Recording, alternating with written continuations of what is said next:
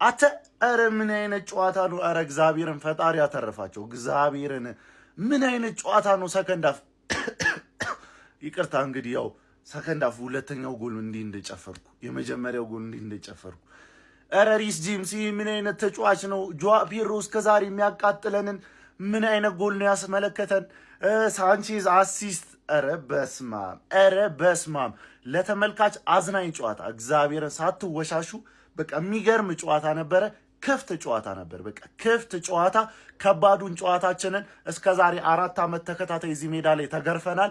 በአሁኑ ግን መገረፍ የለም። እንደውም ደቂቃ ቢኖር እኛ የመጨመር ቻንስ ነበረን። ግን ይሁን ብለን ከባዱን ጨዋታችንን ጨርሰን ካሁን በኋላ እንዳለ በሜዳችንና የቀሩት ደግሞ ቀላል ጨዋታ ስለሆኑ የዛኔ እንገናኛለን። ግን እግዚአብሔርን ይለያል። በቃ ቼልሲ ይለያል፣ ማሬስካም ይለያል። ሰከንድ አፍ ላይ በቃ የሚገርም አሰልጣኝ እንደሆነ አስመስክሯል። ለማንኛውም ግን እንዳይደብራችሁ እግዚአብሔርን ጸዴ ጨዋታ ነው ያየነው። ከባድ ጨዋታ 1 ነጥብ አግኝተናል። ሲቲ የጣለበት ጨዋታ ነው እዚህ ሜዳ ላይ፣ እንዲሁም ሌሎቹ ደግሞ በኒውካስትል ሜዳ የታወቀ ነገር ነው። ስለዚህ እንዳይደብራችሁ፣ ሁሌም ቼልሲ ይቅደም። ያው ቢያንስ አልተሸነፍንም። ጀማው ጥሩ ከምባክ አድርገን ነበረ። ያው ግልጽ ነበረ፣ ለእኔ ገብቶኝ ነበር። ኒውካስትል ካቻ በላይ ዘን እንደማንወጣ ግልጽ ነበረ። ቸልሲ በዚህ አቋሙ ቶፕ 4 ያሰገዋል። ጀማው የምሬ ነው የምነግራችሁ። አሁን አሰልጣኙም ጋር ችግር አላየውም፣ በዛሬ አሰላለፍ ተጫዋቾቹም ጋር ችግር አላየውኝም። በቃ እንደ ቡድን አልቻለም። ኒውካስትል በልጦን ነበረ። ፈርስት ሃፍ በቃ ባይሆን ጭቦይ ነበር የተጫወት ነው። እንደውም ሰከንድ ሃፍ የሚገራርሙ ሙከሮች ሞክረናል፣ ሳተን እንጂ ያለ ነው ምንም ማለት አይደለም። ያው ከዋንጫው ፉክክር ትንሽ ገለል እያለን ይመስላል። ቆየን ገለል ካለን ግን በዚህኛው ትንሽ የተረጋገጠ ይመስላል። ጀማው አይደለ ከዋንጫ እንደወጣን ያው ለቶፕ 4 እንቀጥላለን ማለት ነው። ምንም አዲስ ነገር የለውም። አደራጅተን ቲማችንን ደግሞ በደንብ ማስጨነቃችንን እንቀጥላለን። ብዙ ቶርናመንቶች አሉ፣ ሻምፒዮንስ ሊግ ምናምን ብዙ አለ። እንዳያሳስባችሁ አንዱን ዋንጫ ይዘን እናጣናቃለን በዚህ ዓመት። ያው የሚጠበቅ ውጤት ነው፣ እንዳይደብራችሁ። እኔ አልደበረኝም። ያው ካደረግነው ከምባክ አንጻር ምንም የደበረኝ ነገር የለም። ጀምስ በጣም እወድሃለሁ። በጣም ጀግና ተጫዋች ነህ። ካይሴዶም ምርጥ ተጫዋች ነህ። ሌሎቻችሁ ምርጥ ናችሁ። በቃ ጋርናቾ ትንሽ አበሳጭተኛል። እየሳትካቸው የነበሩ ኳሶችን እነሱን አስተካክል። ሌላው ምርጥ ነገር ነው። እንደ ቡድን ግን አልቻልንም። ዞሮ እንደ ቡድን አልቻልንም። መልካም ምሽት ጀማው። ሃንግማን አቻ ወታለች። ኖርማል ነው። ቶፕ 4 ለመግባት አቻ ኖርማል ነው። ሴንት ጄምስ ፓርክ የሁለት ሃፍ ጨዋታ ነው ያየነው። ፈርስት ሃፍ ኒውካስል እሳት፣ ከዛ ሰከንድ ሃፍ ካፒቹሌት። አርሰናልን ባለቀ ሰዓት ሰጠው፣ ሊቨርፑልን ባለቀ ሰዓት ሰጠው። ኒውካስል ይሰጣል። ቸልሲ ኮንክ ግን አቻ ይወግምባል። ሪስ ጄምስ ምን አይነት ቅጣት ምትን ያገባው አባቴ! ይህ ሰውዬ ሚድፊልድ ላይ ከባድ ፕሮስፔክት የሆነ ሰው ነው። ይሸጡታል ማለት ነው ቸልሲዎች። ታውቃላችሁ ቫይቡ ሊሸጥ ነው ማለት። ፓልመር ደግሞ በጣም የሚጮህበት ስቴዲየም ውስጥ ምናምን አይደላውም፣ ራሱ ነው የሚበርደው። እኛን ሳይሆን የሚያበርደን ራሱ ነው የሚበርደው። ማሬስካ ይችላል፣ ተጫዋች ስለሌለው ነው። የተገነዘብናቸው ነገሮች ማለት ነው። ዛሬ ብትሸነፊ ኖሮ 8ኛ ነበር የምትሄጂው ማለት ነው። ሁሉም እንዲሁ ወንድም ጥላ ራሱ እንዲሁ እየቋጠረብሽ ነበር። ክፉ ነው፣ ለራሱ ጥቅም ብቻ ነው የሚያስበው። ሰገጠ መፈመስ አለብህ ሃንግማን፣ ያለበለዚያ ጉድ ውስጥ ነው የምትገባው ሃንግማን፣ ነግሬሃለሁ። የሲቲን ጨዋታ ስትሪም እናደርጋለን፣ የሊቨርፑልን ጨዋታ ስትሪም እናደርጋለን፣ የአርሰናል ጨዋታ ስትሪም እናደርጋለን። ቋጣሪም ጠርተናል፣ ወያላ ጠርተናል። ዛሬ የኔ ቀን ነው። ዛሬ ምን አለ በለኝ። ስንት ነገር አስቤ ነው ካስተን የሃንግማንን ደጋፊ እንዴት ጨጓራውን ልላጠው የሚለውን ነገር በደንብ ተዘጋጅቼበት 2-0 ስትመራ ኒውካስትል ምንድነው ችግር? ይሄኔ እኮ 2-0 የምትመራው እኔን ቢሆን እኮ አትለቀኝም ነበር። አውቃለሁ ምን አይነት ቡድን ነው። ለማንኛውም ሃንግማን ምን አይነት ፐርፎርማንስ ነው? ሁለት ደብል ፌስ ነው እንዴ ያላችሁ ቸልሲዎች እንዴ? ፈርስት ሃፍ ሌላ፣ ሰከንድ ሃፍ ሌላ እንዴ? የመጀመሪያው 15 እና 20 ደቂቃ ሌላ ቡድን፣ ከዛ በኋላ ሌላ ቡድን። ምንድነው ደብል ፌስ የምትሆኑብን? አንድ ቡድን ሆኖ እንጂ እኛ እኮ ተሰቃየን እንዴ። እኔ አሁን ሰጡት ለጠፉት ብዬ እኮ ጨርሻለሁ። ግን በቃ ግግሞ ተነሳ አቻ ጨረሰኝ ጨዋታ።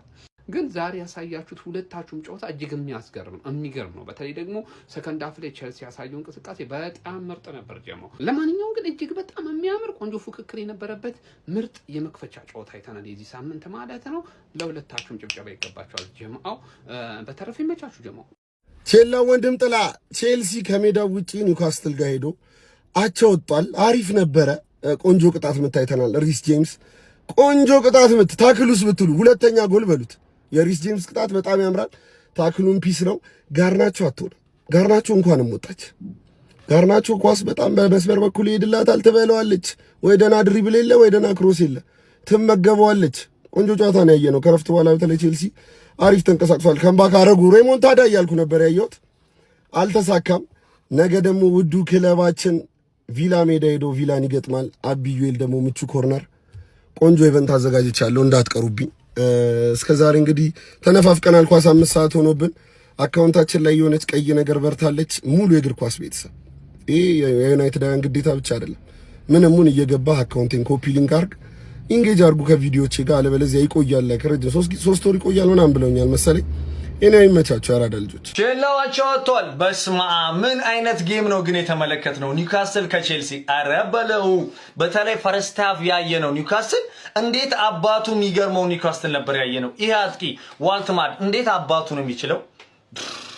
2 ጎል እንግዲህ አስቆጥሯል። ባይዞ ዛሬ ሃትሪክ ሰርቶ መውጣት የሚችልበትን እድል ነው፣ ገራሚ እድል እንደዛ ያበላሸው። ጎርዳን ግን ይለያል። ሁለተኛው አሲስት ራሱ እጅግ በጣም የሚያምር ነበር። እጅግ በጣም ምርጥ ብቃትን ነበር እሱ ራሱ ዛሬ ጎርዳን ራሱ ያሳየን። ቼልሲዎች በቃ ሰከንድ ሃፉን ነበር ጥሩ የነበሩት ማለት ይቻላል። በተለይ ይሄ ተጫዋች ካፒቴን ሪስ ጄምስ እንዴት አባቱ ነው የሚችለው? ትክክለኛ የቼልሲ ደም ያለው ተጫዋች ሪስ ጄምስ በስመ አብ ምን አይነት ፍሪኪክ ነው እንደዛ ወስዶ አረባለው። ከዛ በኋላ በቃ ሁሉ ነገር የቼልሲን ተነሳሽነት ያመጣው እሱ ነው ማለት ይቻላል። በመከላከሉ በማጥቃቱ ረገድ ራሱ ዛሬ ልዩ ነበር ሪስ ጄምስ። እውነት ዛሬ ቼልሲዎች ሪስ ጄምስን ነው ማመስገን ያለባችሁ።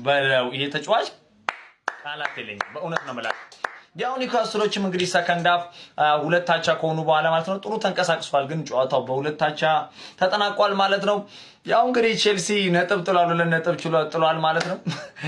ይመቻችሁ። ለማንኛውም አረ ቼላ 2 አቻ ከ2-2 2 አቻ ምን አይነት ጌም ነው ማን? የቼልሲ ደጋፊዎች ይሄንን ቪዲዮ ኮፒ ሊንክ ሪፖስት እያደረጋችሁ ጀምሩት ማለት አሁን ኑና አንዴ ልንገራችሁ። ከሜዳ ውጪ ኒውካስትልን ማሸነፍ ማለት ነው ይላችሁ ለኔ ነው የተፈቀደው። ግን ከ2-2 2 አቻ በጣም የሚያምር ጌም ማን? ጨዋታውን ማሸነፍ ይገባችሁ ነበር። ጋርናቾ የተባለ ጡማ ሰው ኧረ አይችልም በቃ ጭራሽ ነው የማይችለው። ኧረ ምንድነው የሚሰራው? የማአት ኳስ በጣም ብዙ ስፔስ እያገኘ መጠቀም አልቻለም። ማን ጄምስ ምን አይነት ጎል ነው ያገባው? አርኖልድን ማይመስለኛ ተቅጣት ምትቅርቅር ምናምን በጣም የሚያምር ጨዋታ። ፓልመርን ከጨዋታው ውጪ ነበር ያደረጉት። ለመሰላችሁ ማርክ አርገውት ነው የገቡት። ኳስ ሲነካ ለ3 ምናምን ጭፍጭፍ። ኧረ ኒውካስትል ግን አንተ ሪሲሊንግ ነው ምንድነው? ኳስ ስትይዙ መደባደብ በጣም የሚያስፈራ ቲም። ኒውካስትልን አውቀዋለሁ እንዴት እንደሚያደርግ ገባችሁ? ከ2-2 ግን 2 አቻ መውጣታችሁ በጣም አሪፍ ነው። አሁን የትም አትሄዱም፣ አይዟችሁ። አቤት እንደዚህ አይነት ጨዋታ አንደኛ የምንፈልገው እዴ ጄምስ ምን ቀን ነው ቼልሲ ቤት የመጣኸው? በእናትህ አንተ ሰውዬ ምን ቀን ነው ቼልሲ ቤት የገባኸው? ወይኔ አሁን ፈርስት ሃፍ ለተመለከተ ቼልሲ 2 ያገባል ብለህ ታስባለህ? ያገባህባቸውስ ምት ጎል ነው እንዴ? ራምስዴል በቃ ጸጥ ነው ያለው። ደግሞ ፈርቼው ነበር። አንተ በጣም ትችላለህ። በጣም ዘሞስት አንደርሬትድ ፕሌየር ቢኖር ጄምስ ነው። ፈርስት ሃፍ ለተመለከተ ሰከንድ ሃፍ ቼልሲ እንደዚህ አይነት ውጤት ያመጣል ብለህ መጠብ ካምባክ ሊሰሯቸው ነበር ለጥቂት።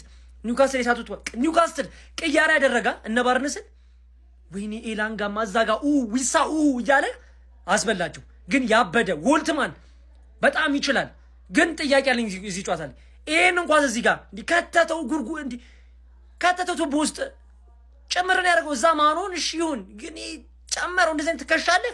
እኔ መልሱልኝ ይሄንን ግን ኧረ ቼልሲ ግን ምንድነው የምታረጉን? ምን እያረጋችሁ ነው? እሺ ማጣት የሌለባችሁን 3 ነጥብ እንዴት ታጣላችሁ? ምን እያረጋችሁ ነው? እስኪ ንገሩኝ፣ ምን እያረጋችሁ ነው? ሰከንድ ሃፍ የነበረውን ፐርፎርማንስ ለምንድን ነው ፈርስት ሃፍ ላይ ያላሳያችሁን እንዴ? ቆይ እናንተ አይደብራችሁም እንዴ? አቻ እንዴት እንወጣለን? አቻ እሺ። ወይኔ እኔ እግዚአብሔር ነው የምላችሁ፣ በጣም ነው የተናደድኩት። ሪስ ጄምስ የኔ አባት በጣም ቴንክ ዩ። 49ኛው ደቂቃ ላይ 1 ጎል ሲያገባ ካምባክ እናደርጋለን። እርግጠኛ ነበርኩ እንደምናሸንፍ ማለት ነው። 66ኛው ደቂቃ ላይ ደግሞ ጆዋ ፔድሮ የሚሞከሩት ሙከራዎች ያወጣልንን ኳስ ግን አይታችሁታል አይደል? ሪስ ጄምስ በስማ እኔ ስለሱ ምንም ቃል የለኝም። እግዚአብሔር ነው የምላችሁ፣ ምንም ቃል የለኝም። ሪስ ጄምስን የሚያክለው የለም ፕሪሚየር ሊግ ላይ ጭራሽ ማለት ነው። ግን ቼልሲዎች በጣም ነው የተናደርኩት። ደግሞ ምን ልትሉ ነው? የኤንዞ ማሬስካ ችግር ነው ልትሉ ነው? ልትሉ ይሆናል እኮ አታፍሩ። በስማም እግዚአብሔርን ቋጣሪዎች ግን ደስ ይበላችሁ፣ ተሳክቶላችኋል። ግን ቢያንስ ያው ከምንም ይሻላል 1 ነጥብ ይዘን መውጣት ይችላል። ሰው ሜዳ ሄደን ይሻላል። በቃ ፈርስት ሃፍ ባላየሁት በጣም የሚያስጠላ ፐርፎርማንስ ነው ያየሁበት። ስማ መራኒ ምንም አይደለም። በቃ እኔ ምንም ማለት ሰከንድ ሃፍ ላይ ተጫወትን። በቃ ሰከንድ ሃፍ ነው እኛ የተጫወትነው እንጂ ፈርስት ሃፍ አልተጫወትንም። አያችሁ አሁን ምን መሰላችሁ ፊዚካል ኮንታክትም ሆነ አግሬሲቭነስ ይሄ ሁላ ተበልጠን የነበረው ፈርስት ሃፍ ላይ የምን ችግር ይመስላችኋል? አሁን እናንተ እግር ኳስን እንደሚመለከት ሰው ኤንዞ ማሬስካ ሲናገር የነበራቸውን ነገሮች ኮንሲደር አድርጉና የምን ችግር ይመስላችኋል? የቼልሲ ተጫዋቾች ሜንታሊ ወርደው ሜዳውን ፈርተውት የገቡት ለምን ይመስላችኋል? እስቲ አሁን ይሄንን እንድትመልሱልኝ ስለምፈልግ ነው። አንድና አንድ ምክንያት አለ። ምን መሰላችሁ? ልምድ፣ ሊደር ካፒቴን የሚሆን ልምድ የሚሰጥ በቃ አለ አይደል? ለተጫዋቾች ልምድ የሚሰጥ ሜዳ ውስጥ የሚያረጋጋቸው ሊድ የሚያረጋቸው አንድ ተጫዋች የለውም ቼልሲ። ገብቷል? አንድ እንደሱ አይነት ተጫዋች ቢኖር ቼልሲ አይሸነፍም፣ አቻም አይወጣም። ልንገራችሁ ለምን ሰከንድ ሃፍ ላይ ሲገቡ ፈርስት ሃፍ ላይ የነበረውን ስህተት ሰከንድ ሃፍ ያቺን 15 ደቂቃ ተነጋግረው እራሳቸው ሜንታሊ አዘጋጅተው ገቡ። ሲገቡ ምን እንደተፈጠረ አንዱን ታርጌት አልሞከረም ኒውካስትል ሰከንድ ሃፍ፣ ቼልሲ ፈርስት ሃፍ አንድ አልሞከረም ነበር። ልዩነታቸውን ይሁት። ይሄ ምን መሰላችሁ ትልቁ ችግር እንትን ነው የልምድ ችግር ነው። ሌላው ቼልሲና ኒውካስትል አንወሻሽ፣ ሁላችሁም የቼልሲ ደጋፊዎች እዚህ ጋር ጭራሽ የማይመጣጠን ቲም ነው። በጣም ነው ኒውካስትል የሚበልጠን። በጣም በምን መሰላችሁ የሚበልጠን? እኛ 11 ተጫዋች እንበልጠዋለን። ቋሚዎቹን የኒውካስትልን እኛ እንበልጣቸዋለን። ነገር ግን የኛ ቤንች የለንም። እነሱ አንተ ዊሳ ተቀይሮ ኢላንጋ ተቀይሮ ነው የሚገቡ፣ እነሱ ጋር ባርነስ ምናምን ተቀይሮ ነው የሚገቡት። ገብቷል? እነሱ ተቀያሪዎቻቸው እንኳን ማለት ነው ተቀይሮ የሚገቡት ተጫዋቾች እንኳን እኛ ጋር ቋሚ መሆን የሚችሉ ተጫዋቾች ናቸው። ዛሬ ጋርናቾ ሲስት የነበረው ኳስ ይኸውላችሁ፣ ኔቶ በጣም ይችላል አይደል? እኔ አደንቀዋለሁ አይደል? ኔቶ ግን ፓስ አይችልም። ሰንደርላንድ ጨዋታ ላይ ዛሬ ሲሳሳት የነበረውን ፓስ የሚባል ነገር ኔቶ አይችልም ፓስ ማድረግ። በቃ ኔቶ ክሮስ ብቻ ነው የሚችለው። ጋርናቾ ደግሞ በቃ በጣም ሰልፊሽ ነው። ኳስ ደግሞ ይስታል። እንደ አንተ የቅድሙን እኔ እኮ ቁጭ ያለ ሄዶ በቃ የተመልካቾቹ ጋር ምናምን ቁጭ ያለ ምናምን ብዬ ስጠብቅ በኒር ፖስት መቶ ፋር ፖስት ይመጣው ጭራሽ አይዞን ብረኝ። ምን ልላችሁ ፈልጌ ነው ጋርናቾ በጣም ኳስ ይስታል። ፈርስታቾቹ የተበላሹ ነበሩ። ምንም ይወላችሁ ምንም የማይችሉት ኒውካስትሎች 11 ተጫዋች እንበልጣቸዋለን። ግን እኛ ቤንች የለን። አየ ቤንች እነሱ ቤንች አላቸው። አንድ ቤንች አድርጎት የገባው ኤንዞ ፈርናንዴዝ ገብቶ ጌሙ ላይ ዶሚኔት አድርገናል። ግን የለንም ቤንች። ይሄ ነው ችግራችን። ኒውካስትል እና ቼልሲ እንግዲህ ሁለታቻ ተለያይቷል። በስመ አብ ምን አይነት ጨዋታ ነው! አረ ምን አይነት አጥቂን ያገኙት! በስመ አብ! አረ ይሳቅ እንኳን ሄደ። የምር ሲያስቀና ራሱ በቃ በአሁኑ ሰዓት ከሃላንድ ቀጥሎ የሚገርም ሲዝን እያሳለፈ የሚገኘው ኒክ ቮልተማዳ ነው። በ20 ደቂቃ ውስጥ 2 ጎል። የጎርደን ክሮሶች ራሱ እንዴት ነው የሚያምሩት! ያው ሰከንድ ሃፍ ቼልሲ ተለውጦ መጥቶ በቃ ሪስ ጄምስ የሚገርም ፍሪኪክ። ይሄ ልጅ በቃ ሁሌ ኧረ በስመ አብ ክላስ የሆነ ልጅ በቃ የሚገርም ፍሪኪክ ነው የመታው። በቃ ፕሌስመንቱ ራሱ ጥግ ላይ አይስትም። በቃ ሪስ ጄምስ ፍሪኪክ አይስትም፣ ፓልመርም አይስትም። በቃ የሚገርም ፍሪኪክ ቴከር አላችሁ ቼልሲ። ድጋሜ ፔድሮ ደግሞ ተከላካዩን ጅል አድርጎት ነው በቃ ሄዶ ትንሽ ተንሸራተተ፣ ሄዶ ጨረሰ። ሁለታቻ በቃ የሚገርም ካምባክ ሰሩ ብለን ያው አንዳቸውን እስኪያሸንፉ እየጠበቅን ነበር። አቻ ተጠናቋል። ያው እንግዲህ ቼልሲ ከሲቲ ይበልጣልን ምናምን ስትሉ የነበራችሁ የት ነው ሻውን ቼልሲ ምን አይነት የተለያየ ሁለት ሀፎች ነው ያየነው። የተለያየ ፍጹም የተለያየ ሁለት ሀፎች። ፈርስት ሀፍ ጭራሽ በፍጹም ኒውካስትልን አልቻልነውም። ሲቀጥል ሰከንድ ሀፍ ላይ ትክክለኛው ቼልሲ ተመለሰ። ለምን እንደሆነ አይገባኝም። በቃ እንደ አማተር ለምን ቼልሲ ሁል ጊዜ እንደሚጫወት አይገባኝም። ለምንድን ነው ሎ ብሎክ ላለው ቲም ለምሳሌ ዘግቶም ፕሬስ እያደረገ ለሚጫወተን ቲም መፍትሄ የማይታሰቡ? እኔ ሁል ጊዜ በቃ ይሄ ነገር ግርም ይለኛል። ሎ ብሎክ ከሆነ ከዘጋብንና ከዛ በኋላ ደግሞ 1v1 ፕሬስ እያደረግን ከሆነ የሚጫወት ከሆነ መፍትሄ የለንም። ለምንድን ፓልመር ተደጋጋሚ ፊዚካሊቲ ጥሩ አይደለም። በቃ አየሁት ነካ ሲደረግ ለምን እንደሆነ አያውቅም። በቃ ፓልመር ፊት ካልሆነ እንደዚህ አይነት ከባባድ ጌሞች ላይ መቼስ ይታያል አይደል? ኒውካስትል ምን አይነት አጫወት እንደሚጫወት አይደለም አሰልጣኙ ይቀርና እንግሊዝ ውስጥ እና ማሪስካ ወይም ስታፉ ይቀርና እኛ ደጋፊዎቹ ራሱ እናውቃለን ኒውካስትል ምን አይነት የፊዚካል ቲም እንደሆነ። እንደዚህ አይነት ጨዋታ ላይ ቢያርፍ ጥሩ ነው። ሰከንድ ሃፍ ግን በቃ ቼልሲ ትክክለኛ ጀምስ አክሩቶኛል። እግዚአብሔርን ካሴዶ ሳንቼዝን ባይዘው ጥሩ ነበረ። ከዛ በቃ እንዳለ ኳሶቻችን በጋርናቾ በኩል ነው የምንጫወተው። ኔቶ እንዳይጫወት አድርጎታል ማለት ይቻላል። ኔቶ ማርክ ተደርጓል ውስጥ። ሌላው የገዛ ልጃችን ሉዊስ ሃል የናጡት ነካሽ እንዴት ነበር ሲጫወት የነበሩ። እኔው ከጉደት ተርፈናል። ብቻ አሁን ውስጥ ሁለታቻ ምንም የምለው ነገር የለኝም። ከታይትል ሬሱ እየራቅን ነው።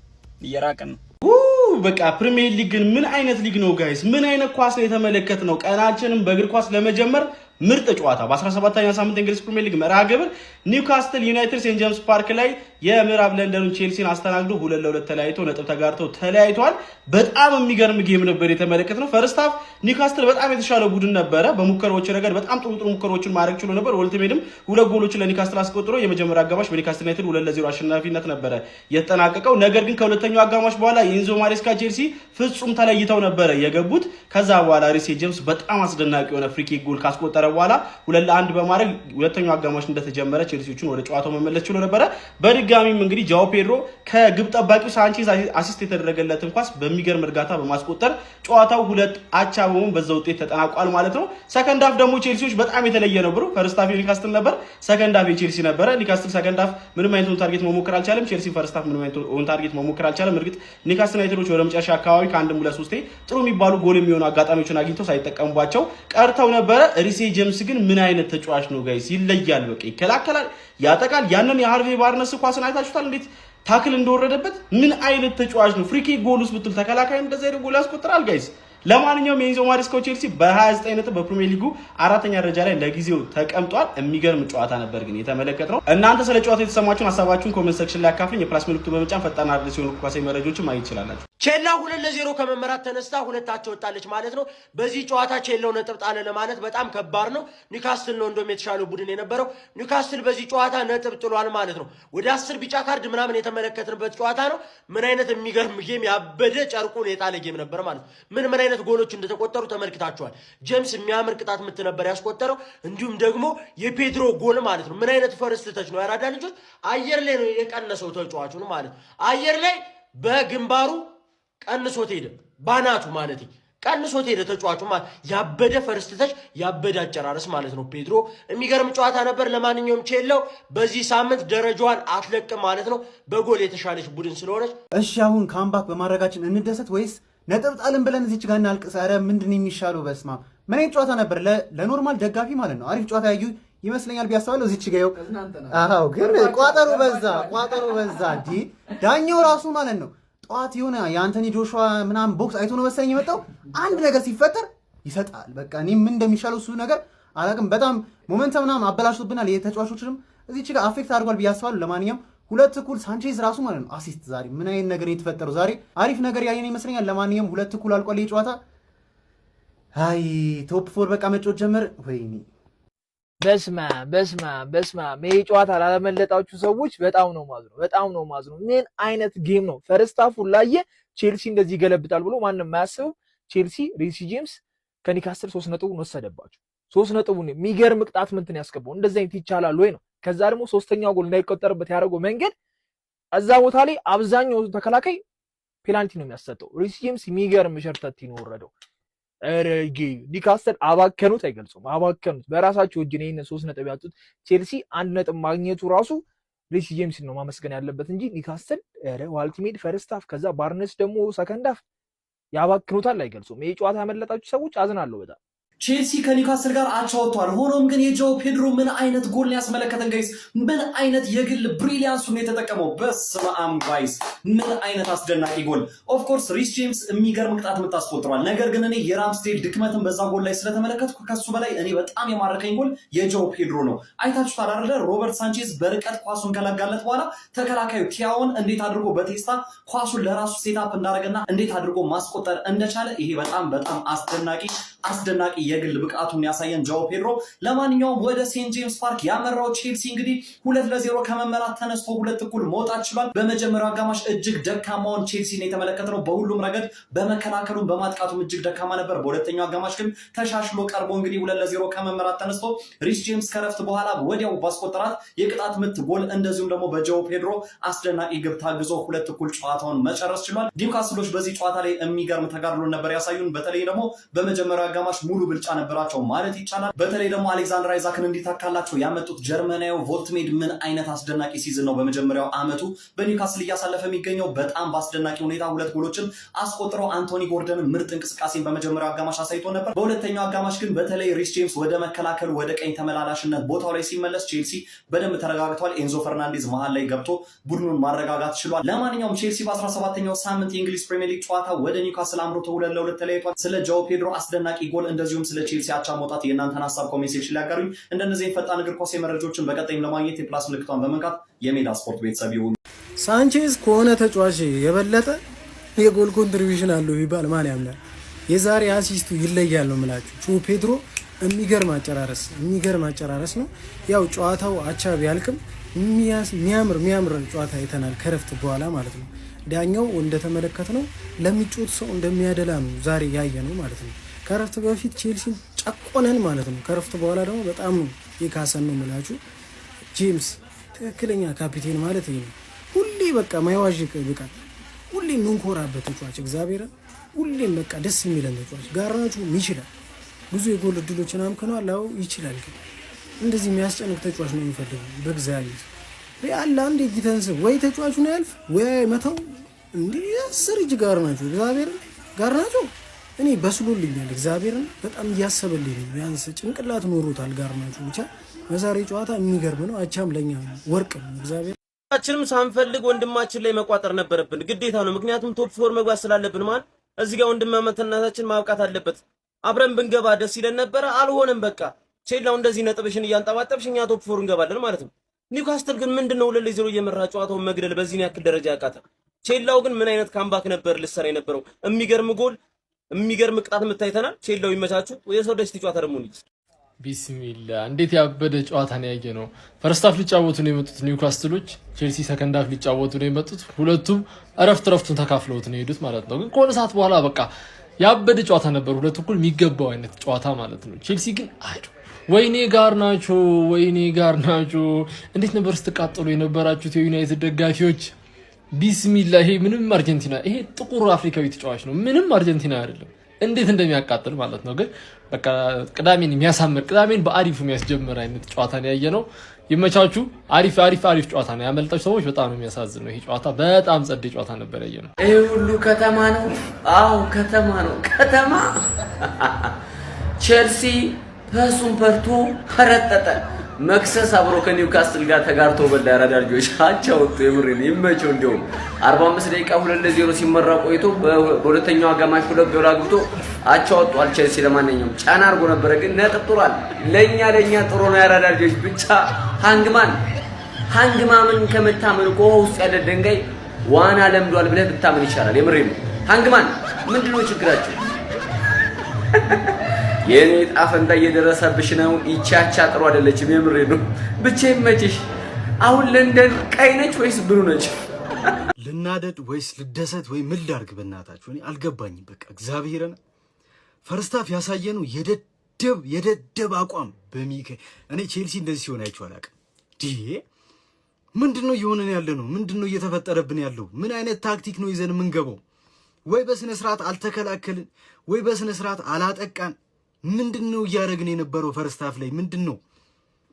ሰከንድ ሃፍ እኮ ሻል ብለን ገባን፣ ተመለስን፣ ወደ ጨዋታው ተመለስን። እንዱ ለምን እንደ ሰከንድ ሃፍ አንጫወትን? ፈርስት ሃፍ ላይ ለምንድነው ሁሌ በ15 ደቂቃ ውስጥ ሁሌ የሆነ ጎል የምናስተናግደው? ለምንድነው? እኔ ቻሎባ የሚባል ሰውዬ ማለት ነው አልናገረውም ብዬ ነበር። ምንድነው ሲሰራ የነበረው? ፈርስት ሃፍ ላይ የመጀመሪያው ጎል ሲገባ ምንድነው እንደዛ?